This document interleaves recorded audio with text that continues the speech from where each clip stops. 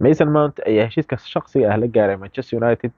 Laacibkan ayaa xagaagan kusoo biiri doona United waa haddii labada kooxood ay ka heshiiyaan qiimihiisa. Haddaba waa kuma Mason Mount waa ciyaaryahan noocee ah? Wuxuu kusoo kordhi karaa Manchester United? Waa maxay sababta uu macallin Ten Hag u arko xal inuu noqon karo ciladaha sanadkan kasoo waajahaya qadka dhexe? Booskee ayuuse u dheeli doonaa? Soo dhawaada saaxiibayaal, muuqaalkan ayaan arrimahaas dhan ku falanqeyn doonaa. Waa aniga Cabdikaafi Cabdullaahi, kusoo dhawaada page-ka Hoyga United Fans iyo channel-ka. Haddii aad tahay taageere Manchester United, halkan waa minankaaga. Nagu soo biir, muuqaalka like saar, channel-kana rukumo oo follow dheh. Waayahay. Mason Mount ciyaaryahan aan runtii aniga shakhsiyan markii ugu horeysay aan maqlo in United la xiriirinayo aan iri waana aad ugu farxin ayuu ahaa. Laakiin markii aan baaritaan sameeyey oo si hoose u sii fiirsid, waa ciyaaryahan macno weyn u sameynaya inuu Ten Hag la soo wareego marka la fiirsho ciladaha qadka dhexe ee United ka jira sanadkan. Haddaba ninkan waa nin intaan arrimahaas kale u gelin, bal horta ciyaaryahan ninkan ninkuu yahay wax ka niraan. Ninkan waa nin da'yar ah, 24 sano ayuu jiraa. Kala isagoo yar ayuu kusoo biiray kooxda Chelsea. 3 sano oo aad u wanaagsan ayuu ku qaatay Stamford Bridge marka laga reebo sanadkan oo bandhigiisu uu hoos dhac aad u weyn ku yimid. Laakiin taas asaga kaligiis maahan, dhammaan ciyaaryahanada Chelsea iyo kooxda Chelsea ayaa arrintaas maaragtay ay kala dhaxaysaa sidaan la socono. Laakiin intii ka horeeyay ninkan 3 sano ugu dambeeyay wuxuu muujiyay inuu yahay ciyaaryahan quality leh, da'yar ah, isla markaasna maaragtay noqon kara qad dhexe oo aad u wanaagsan. Mount waa nin maaragtay orod leh oo xawaare leh, waa nin da'yar san hore u soo sheegnay, waa nin skill iyo maaragtay gambis leh oo maaragtay qadka dhexe 2 nin iyo 3 nin kubadda ku dhex qaadan kara meelaha ciriiriga ah. Waa nin baasaskiisu aad u fiican yihiin oo baasaska dheer iyo baasaska gaaban isku dayi kara, inkastoo sida Bruno Fernandes oo kale marka qaar oo kubadda badan lagu karo oo marka dhanka baasaska dheer laga hadlayo. Sidaas la mid ah waa ciyaaryahan maaragtay counter pressing aad ugu fiican oo kubadaha maaragtay markii kooxaha kale kubadda soo dhisaydo difaacashiisu aad u fiican tahay afka hore. Sidaas la mid ah waa nin gool dhalintiisa iyo fursad abuuristiisu ay aad u wanaagsan tahay. Marka la fiirsho nabaradiisa ayaana maqaati taas u noqon kara.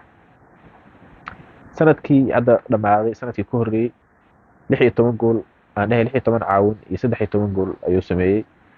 Sidaas la mid ah waxyaalo badan oo Chelsea kula guuleystay oo Champions League ka mid yahay, koobka Super Cup-ka, sidaas la mid ah koob kale ayuu Chelsea kula guuleystay ayadoo 2 sano oo noqday ciyaaryahanka Chelsea ugu fiican. Taasoo runtii ah maaragtay wax weyn marka la fiirsho ciyaarada 2 jeer ku guuleystay Player of the Match, Player of the Year. Chelsea waa nimo waaweyn oo Hasselbank iyo Didier Drogba iyo Hazard iyo kamid yihiin. Marka waxay ku tusinaysaa ninkan inuu ciyaaryahan tayo leh yahay marka laga reebo sanadkan oo xaaladda Chelsea ay maaragtay mid guud oo cilad ka jirta ay ahayd. Haddaba waa maxay sababta muxuu United kusoo kordhi karaa marka aan ku hormarno? Aniga shakhsiyan waxaan u arkaa inuu 2 ciladood United sanadkan aan ku aragno inuu xal u noqon karo. United saan ognahay waxay u baahan tahay ciyaaryahan qad dhexe oo playmaker ah oo sida la socotaan Eriksen ma aha nin maaragtay awooddaas leh marka laga fiirsho kubad dhisidda iyo kubadda markay kooxdu haysato awood ahaan aad ayuu u fiican yahay kubad abuuristiisa, deganaanshihiisa iyo wax walba. Laakiin nin lugihii iyo physicality Premier League looga shaqaysan lahaa maahan.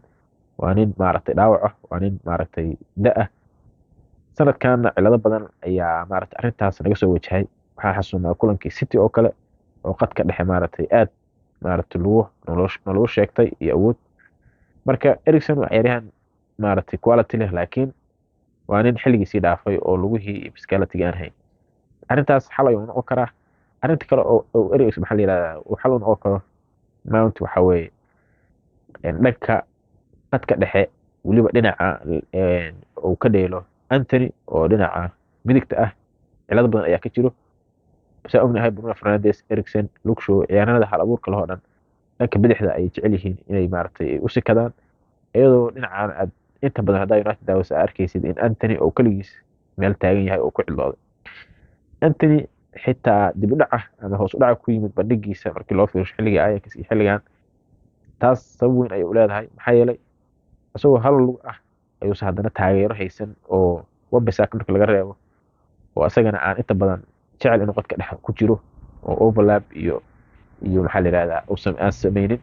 Marka ninkan waa nin dhankaas maaragtay jecel inuu ka dheelo weliba dhanka midigta ah isagoo markaas kubado oo maxaa la yiraahdaa underlap iyo overlap sameynaya oo marna ciyaaryahanka garabka ah banaanka ka maraya marna gudaha optionka siinaya taasoo maaragtay iyada lafteedu wax weyn u noqon karta Anthony. waxaa kaloo ninkaas u kordhinaya waxay tahay in uu saan hore usoo sheegnay nin counter pressing ku fiican uu yahay oo kubadaha markii kooxda lala ka haysto oo in pressingka uu si fiican uga qayb qaadan karo. sidaas la mid ah ninkan waa nin gool dhalin leh oo maaragtay booskaas playmakerkan dheeli kara oo gadaal u sinka kara haddii loo baahdana Bruno Fernandes booskiisa dheeli kara oo number 10 dheeli kara ama xitaa garabka weerarka ee bidixda aan midigta sidaas la mid ah dheeli kara. marka waa nin versatile ah oo optionno badan sii kara macallin Erik ten Hag waana sababta ugu weyn oo u rabo ayaa aniga aaminsanahay. dad badan ayaa waxaa laga yaabaa inay isweydiinayaan haddii uu Mount yahay ciyaaryahan saas u fiican waa maxay sababta ay Chelsea isaga gadayso. sida ognahay Chelsea xaalad xun ayay ku jirtaa sanadkii hore ciyaarno badan ayay la soo saxiixatay kontraktiyo dheer ay siisay qoladan FFP-ga ama financial fair play-ga aad ay isugu dhigan yihiin oo lacagta ay bixiyeen iyo waxa soo galaya marka la isku fiirsho isma qabanayso. marka sanadkan inay ciyaarno badan ay iska gadaan way ku qasban yihiin iyagoo maadaama ay lacag u baahan yihiin ku qasban inay ciyaarno tayo leh oo ay lacag ka samayn karaan ay iska gadaan. sida ognahay ciyaarno Loftus-Cheek uu ka mid yahay iyo waxaa la yidhahdaa Kovacic oo isagana City inuu u socdo la sheegayo ay iska gadayaan. Mason Mount midda kale isaguna sanadkii dambe maaragtay ma uusan dheelayn oo kuma faraxsana sida ay wax u socdaan sidaas la mid ah mushaarka ay ku heshiilayeen aan leeyahay oo Chelsea mushaaraad waaweyn ayay bixisaa ciyaarno maaragtay asaga aan ku quality ahayn oo Koulibaly iyo kamid yihiin Cucurella iyo ay asaga mushaarka badan siiyaan. marka cilada kaliya oo jirta waxay tahay in ninkan Chelsea ay ku rabto lacag aad u badan oo 60 milyan ay maaragtay ku rabaan sida la soo sheegay.